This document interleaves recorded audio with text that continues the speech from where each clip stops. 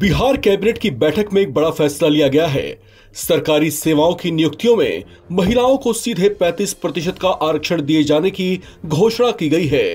बिहार विधानसभा चुनाव से पहले नीतीश कुमार सरकार ने महिलाओं के लिए एक बड़ा और अहम फैसला लिया। फैसला ऐसा है जिसे इस चुनाव में गेम चेंजर कहा जा रहा है। महिलाएं प्रदेश की कुल आबादी का बड़ा हिस्सा हैं। कहा जा रहा है कि उन्हें लुभाने के लिए नीतीश कुमार ने ऐसा दांव चला जिससे उनके सामने चुनावी चुनौती काफी हद तक कम हो सकती है। फैसला किया गया है कि अब राज्य की मूल निवासी महिलाओं को सभी सरकारी सेवाओं और पदों पर सीधी नियुक्तियों में 35% आरक्षण दिया जाएगा। मंगलवार को ही कैबिनेट की बैठक में इस प्रस्ताव को मंजूरी दे दी गई, जिसमें कुल 43 अहम प्रस्तावों पर मुहर लगी। इस फैसले का सबसे महत्वपूर्ण पहलू यह है कि यह आरक्षण अब केवल बिहार की मूल निवासी महिलाओं के लिए ही लागू होगा, जिससे राज्य की बेटियों के लिए सरकारी नौकरी में अवसर और ज्यादा खुलेंगे। गौरतलब है कि विपक्ष के नेता तेजस्वी यादव लंबे समय से मूल निवासी महिलाओं को विशेष आरक्षण देने की मांग कर रहे थे।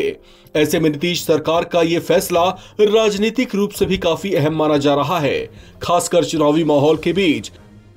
राज्य सरकार का दावा है कि यह फैसला महिला सशक्तिकरण को बढ़ावा देगा और बिहार की सामाजिक आर्थिक स्थिति में बड़ा बदलाव लाएगा। हालांकि इसे लेकर राजनीतिक गलियारों में हलचल तेज हो गई है।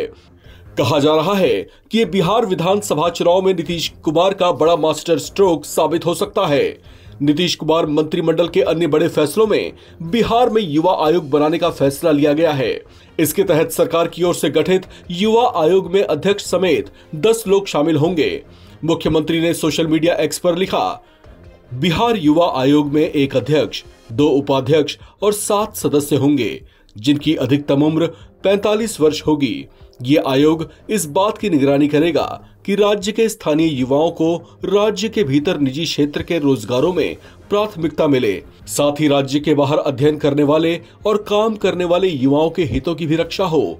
सामाजिक बुराइयों को बढ़ावा देने वाले शराब और अन्य मादक पदार्थों की रोकथाम के लिए कार्यक्रम तैयार कर और ऐसे मामलों में सरकार को अनुशंसा भेजना भी इनका महत्वपूर्ण कार्य होगा। राज्य सरकार की इस दूरदर्शी पहल का उद्देश्य यह है कि इस आयोग के जरिए युवा आत्मनिर्भर, दक्ष और रोजगार के लायक बन सकें और उनका भविष्य सुरक्षित हो पाए।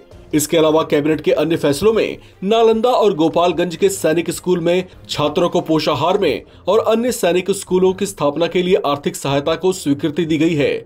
साल 2025-26 में डीजल अनुदान योजना के तहत 100 करोड़ रुपए की योजना को स्वीकृति मिली है। इसके साथ ही प्रधानमंत्री राष्ट्रीय कृषि विकास योजना के तहत गेहूं बीज विस्थापन दर में बढ़ोतरी के लिए 65 करोड़ रुपए की स्वीकृति है।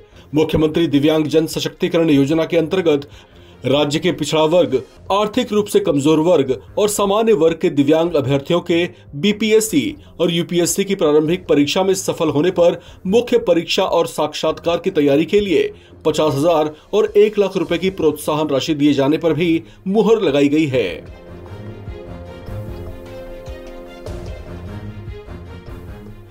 इस खबर में फिलहाल इतना ही। बाकी अपडेट्स के लिए आप बने रहें नव भारत टाइम्स के साथ।